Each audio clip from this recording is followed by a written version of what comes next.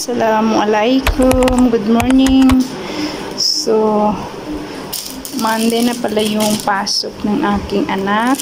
So, hindi ko pa na plansa yung mga uniform niya. So, ito po yung kanyang uniform. Saka paplansahin ko yan siya, guys. Kasi Monday na yung kanyang pasok. So, ito yung kanyang mga puting pangloob, guys. So, ito naman yung kanyang brief. Hindi na yung kailangan plansahin kasi pangloob lang. Sobrang lakas ng ulan, guys. Ayan. Nagdidilim na sa labas. So, biglang dumating yung ulan. Kanina pa umuulan pero hindi siya malakas. Ngayon lang lumakas.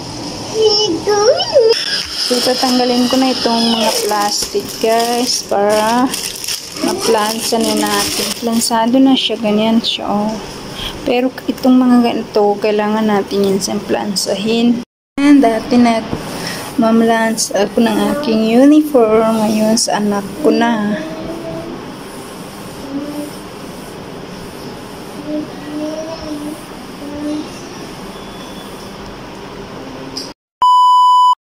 Kinagabihan bago ang pasukan ay next naman na ginawa ay sinulatan ko ng mga pangalan itong mga books at notebook ng aking anak. Matagal na pala siya naka-enroll, guys, at matagal na niya itong nakuha.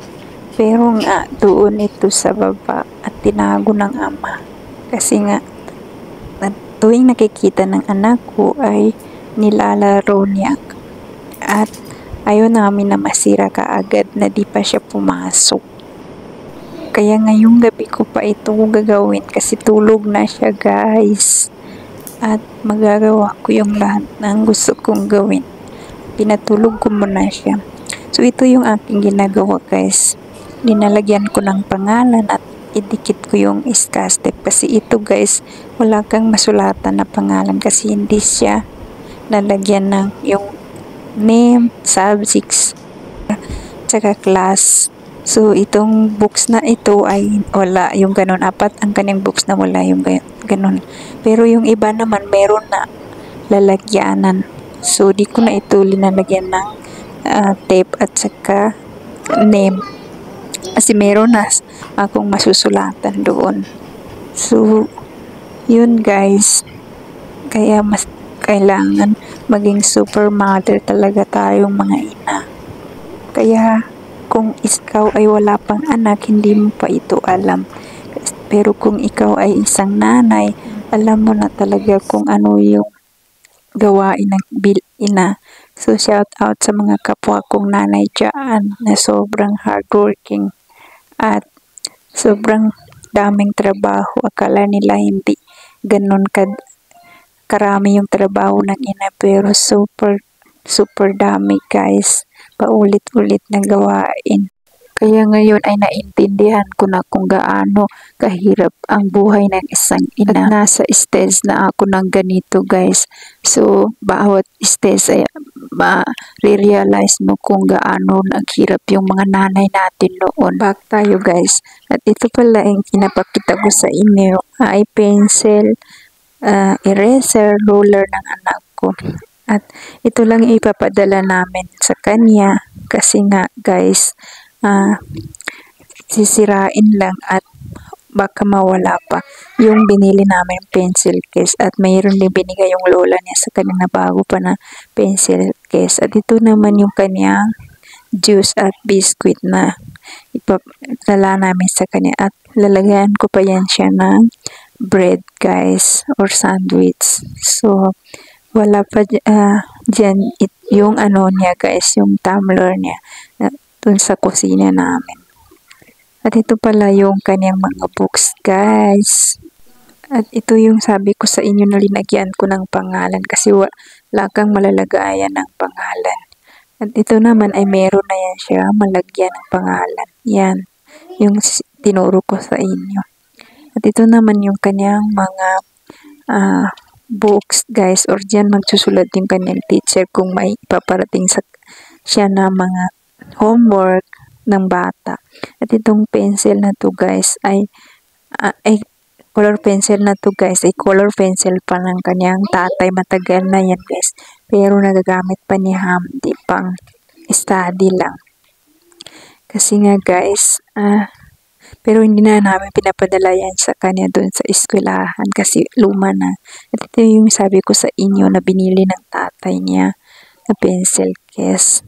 Pero saka lang ipapagamit sabi ng ama at lola kung grade 1 na siya kasi alam na niya kung paano niya i-care yung gamit niya. Dito naman yung bigay ng lola niya. At yung ipapagamit lang namin sa kanya ay yun yung bigay lang sa amin na free ng stylo nung binilihan namin siya ng kanyang sapatos. At ito yung sabi ko sa inyo na susulatan ng teacher kung saan dyan mag-homework, ano yung homework niya. At dyan namin titingnan kung ano yung homework niya. Ipapagawa ng teacher sa kanya kasi araw-araw may homework daw yan sila. So, yung banner guys.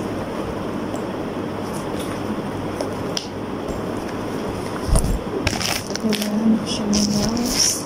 Saka meron dyan extra damit. Saka may diaper. Meron siyang socks. Meron siyang underwear. Short saka t-shirt. May extra diaper. In case na maiiyan yung diaper kasi umiiyan naman siya na dun sa CR. At saka meron din siyang ano guys, yung lagayan ng tubig, tumbler, tapos may tali. So hinugasan ko para bukas ready na siya malagyan ng tubig. So hindi ko na may pakita sa inyo. Ano ko lang yung picture dyan. So yun, get ready with us. Maaga ako gumising para lutuan ko ng kanyang breakfast ng anak ko. Gumawa na rin ako ng aming tsaa at aming breakfast para sabay-sabay na kami mag-breakfast. Pero di ko alam kung kakain ba ito. At ginising ko na rin siya guys kasi nga 8 AM yung klase niya. Pero okay naman kasi madali lang siya gisingin. At ni-prepare ko na itong mga gamit niya para makabihis na siya.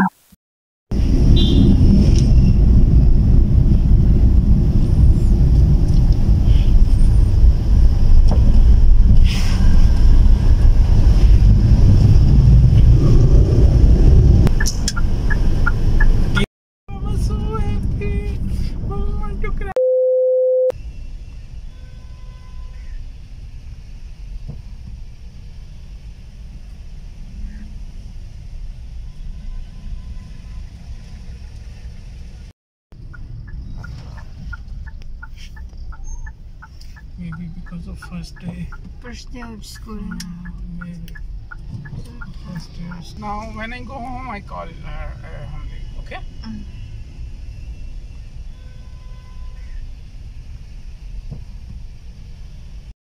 Ayun guys. Ito na kami sa bahay. Pero po pa ako sa baba. Sabihan na ako. So, yun nga guys. Naiyak ako. Pagdating namin dito sobrang ano ng bahay. Tahimik.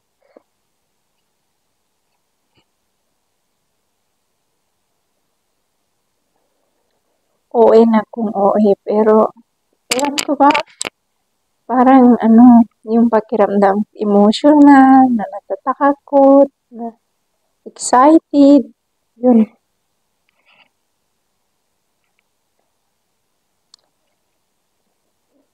Pag-drop namin ng anak ko, so yun, may flag ceremony sila.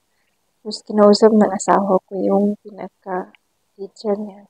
Tapos yung principal nila maandun sa flag ceremony. Ngunit kasama yung teacher ng anak ko.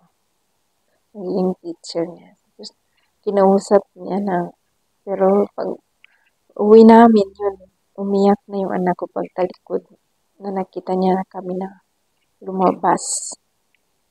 So umiyak siya. Tapos sabi ko, halika na kasi pag makita tayo nandoon, baka tatakbo pa punta sa amin. So iniwan na namin. Pero yung ano ko, sobrang emotional kami mag-asawa. Kasi nga, siyempre first anak namin. Tapos first time niya papasok sa school. Tapos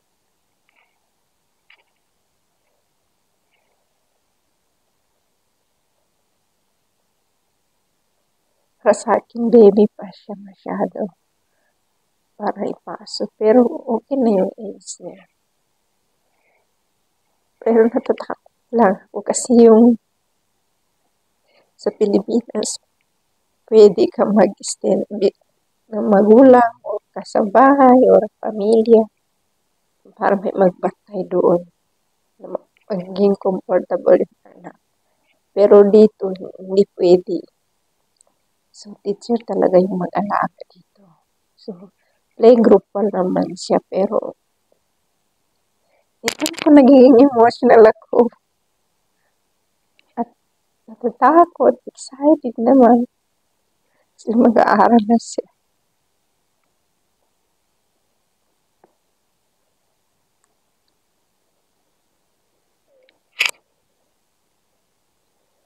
Tapos yun. Mamaya, kukunin namin siya mamaya. Grabe yung iyak ko kanina doon sa sasakyan. Hanggang ngayon, ganun pa rin.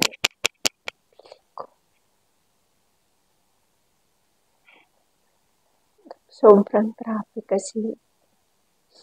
Pero 5 minutes lang dito sa aming bahay ang school niya. Kung walang traffic. Pero kung traffic, sobrang haba ng oras. Kasi maraming school doon. Tapos may bagong LGS doon na open na school. Malaking school. Sa tabi. Tapos masyadong traffic. Kasi sobrang daming eskwelahan dito sa tabing society namin. Subdivision namin. Kung saan kami nakatira. Tapos yun, naging emotional ako. Pero siguro ganito na yung mga mother na. Pero ako, OA na kung OA, basta ako, naiyak ako. Kasi first time ko maramdaman ito. Naiiwan ko siya noon nasa Pilipinas kami. Pero panatay yung loob ko kasi nga, mga kapatid ko rin yung naglaka. Nung nasa Pilipinas kami. Tapos, ito, ibang tao. Pero okay naman kasi siyempre, safe naman talaga siya. Safe talaga siya. May katulong doon na nagabantay sa kung mag-ihi. At meron din, yun. Basta school dito safe. So yun nga guys, first day of school ng aking anak. Ngayon. So, buong Punjab, Lahore, Punjab, first day ng school ng mga bata ngayon, September 1, 2025. So, actually, nung August 18 pa yung start ng klase nila, yung anak ko. Pero, yun, nag-ulan-ulan nga, bagyo, monsoon.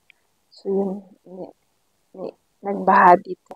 May part dito ng Pakistan na sobrang baha. So, yun ni-extend nila ng September 1. So, yun, mamaya kukunin namin kasi ano lang siya. Dapat 8 to 12:30 pero sabi ng teacher niya 8 to 10:30. 10:30 kukunin na namin siya. Kasi nga bata pa. So, every weekend extend naman yung oras kung kailan namin siya susunduin. Kasi siyempre, bata pa, ano pa siya. Kailangan niya yung, basta kailangan siya matuto na step by step siya. So, yun lang. Mamaya susunduin na namin siya. Yeah. So, mag-meeting lang yung kanyang tatay. Pagkatapos ng kanyang meeting ay susunduin na daw niya siya. Tapos, so for 1 week, sasamahan ko siya susundo or hatid sundo. Pero after nito, pag mayroon matuto na siya, tatay na lang yung maghatid at sundo. So, yun lang. Hope maging successful yung kanyang pag-aaral and bigyan siya ng ala ng lusog na pangangatawan.